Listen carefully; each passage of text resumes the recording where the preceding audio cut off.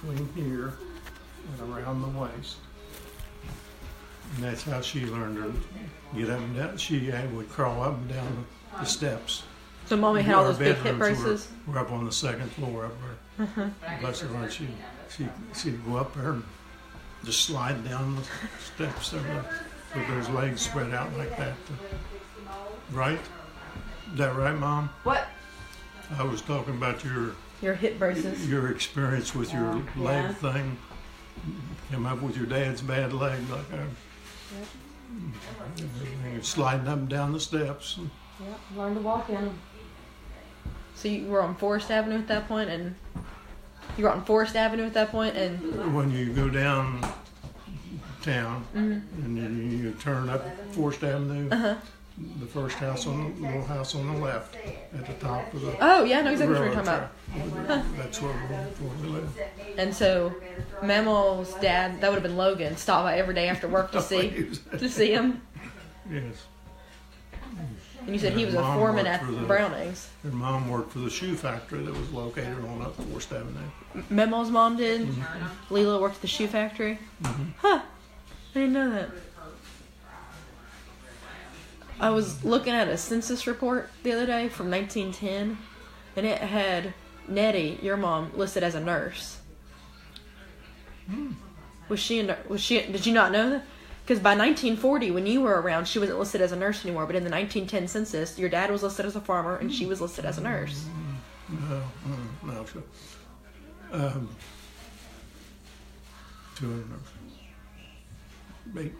What year was that? 1910. You weren't alive yet. Oh, okay. Yeah. Could have been. Okay. Yeah, 1910, she's listed as a nurse. By the time you're around in the 1940 census, she doesn't have one anymore. It's gone. She's listed as a farmer. Yeah. Well, there's 9 in the family, and I was born on the farm near Serpent Mound State Park, and everything. That I don't know, we had 80-some acre farm. That's not bad. And then it's where Horner Chapel Road is. Oh, didn't you say you made your own little chapel down there at the end of your house? And then that's where my dad actually built the little chapel down at the end of our driveway. Yeah. And we'd have the preacher in every weekend for dinner. That's cool. And everything. That was development. But then I know we were still there when I was in like the first or second grade. And then sold what happened out of Cincinnati as a group came out, they were expanding the whole area around Serpent Mound Park. So were you kicked off your land? But we moved to Locust Grove. Locust Grove? And my dad rented a gas station at the corner of Locust Grove. And then this would have been, I was probably 1940. And Locust Grove was very small. We were 3 miles from Peebles, where Kroger store and everything was. Well, what my dad did was he had a grocery line in the gas station. First one in the whole area that ever did that and everything. So we had the gas station and that. So you owned the gas station too? Well, he rented, it was a building he rented and everything. But we ran that for several years. I know when I was 14 years old, then, lava cheese. Lava cheese. Was during the war. Molten magma. And everything was in ration and everything. And when we were buying stuff, we had to go to 22 mile to Hillsburg to get ice for the cooler. 22 miles for ice? Yeah, to pick it up. And we'd go out and get that. And new grocery line, we'd go out and buy cases of grocery and have to haul them back. So at 14 years old, I submitted a request for a driver's license. At 14? At 14. and got a restricted operator's license so I could drive back and forth. So at 14 during World War II, you got basically a learner's permit for a license so you could go get ice 22 miles away from your store. So I've had driver's license Since you were 14 years old and everything. And what my dad did then, we had slot machines in. Oh, like jackpot slot machines? Oh yeah, slot machines and everything in, the food and the gas and everything. And gas was rationed. Mm-hmm. For the war? So a lot of farmers would come in and they'd only go to the store on the weekends and everything, and they'd have so we asked them to let me have your extra gas rations. So all the soldiers that came in on leave, they got to party and run and everything, and come in at night and stay and use extra gas. He would give them the gas ration so they could buy gas and everything. And then they'd come in and they'd have contests on the slot machines at night. Yeah, all those soldiers on leave. And he actually put a bed in the back of the gas station. And he stayed there at night. He'd go home and eat dinner, and my mom would come over and take care of things, and I would work and take care of things while he was eating and everything. But he stayed in the restaurant, in the gas station, and told him, if you need gas at night, just pound on the door. So your dad, James, actually slept in the gas station. Yeah, he'd sleep in there, but he was available to that way no matter give them what. gas, so they could enjoy their they'd have a few weeks off, and then they'd have to go back to service. So did he only sleep in the gas station when the soldiers were on leave, or did he do that all the time? Yes. And then I don't know what happened, but then after that,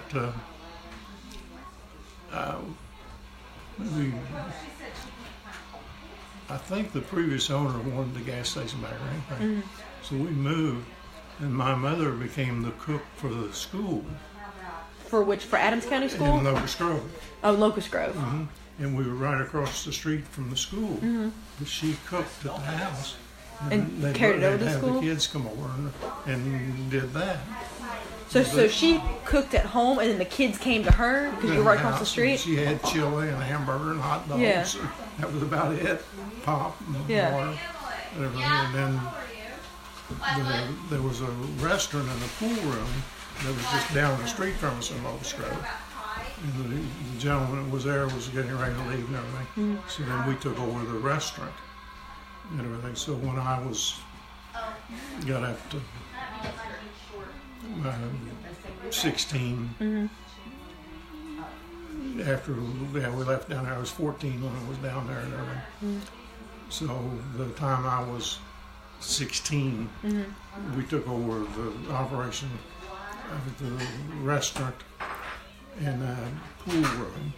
Oh, like had a billiards pool? pot belly stove to heat it with and everything, and run that. And the school then came down there to the restaurant, and they would eat down there. So the school used your restaurant as their cafeteria, basically? Yes. Huh.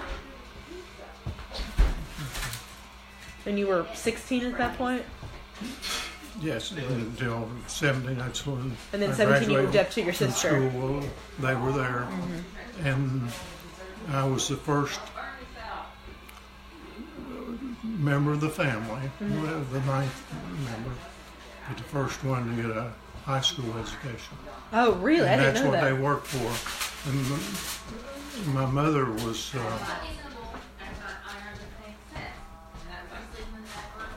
There's 9 years difference between me and the brother next to me. Oh, so she was in her. My dad was in his 50s. So he worked till 66 years old to get me through school. Yeah. And everything. They're my witnesses. I didn't get it either. No, we didn't. And we did all that. And during the winter, he was a fur buyer. A fur buyer? And Like Pelt's fur? from Locust Grove. He was in Maysville, just about daylight. And everybody had a what they call a courthouse day or something. Oh, yeah, court days. court days and everything. So he would come down, and the first year I was born, I was born in August. And that winter, put me in the car, and Mom came with him, and they would come down here. That was before we went in. That was when we were still on the farm. Yeah, when you're still on the farm, you were little. Back up a little bit. But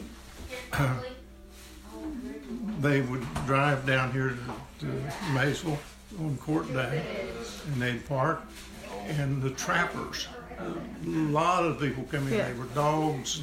They'd bring dogs in and sell dogs and everything, but they'd bring their fur in. Skunk, possum, mink. The mink was probably high price. Yeah. And sell it To what? to my dad. Okay. Mom kept care of the records, what they paid So for it. Dad bought it, Mom kept the books. Yes.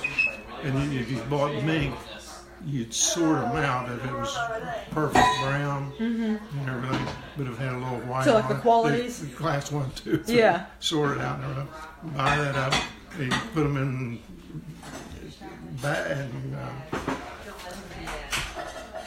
cloth bags and everything in the car. Now, if it was a skunk, he'd tie it on the back bumper.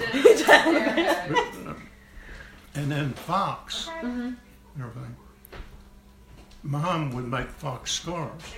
Oh, so she like did something What with it. people would do, they would skin that out and everything, let it dry. They put them on boards, and they would learn it. So you'd have a fox, and she would make necklaces out and everything.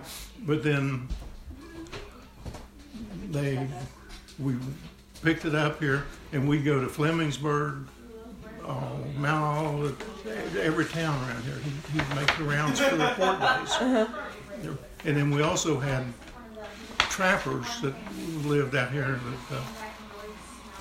that they did a lot of trapping, so he'd stop by them and buy from whatever they had and everything. So would he resell all those furs he bought?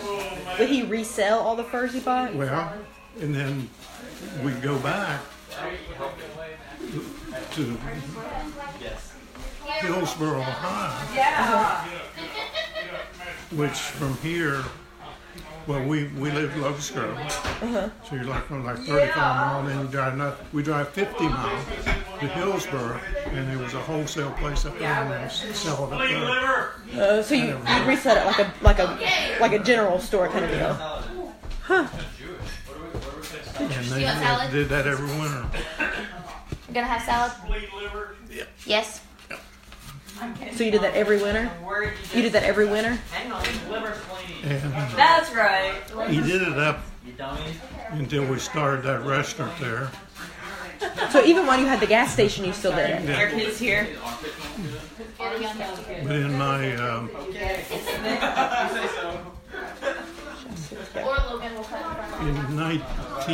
I graduated 51. In my junior year at school, they bought a new Hudson car and everything. And I said, I'd like to make another trip down to Maysville for the courthouse day and buy some fur. Yeah. And I was using the car, driving back with my buddies and everything. And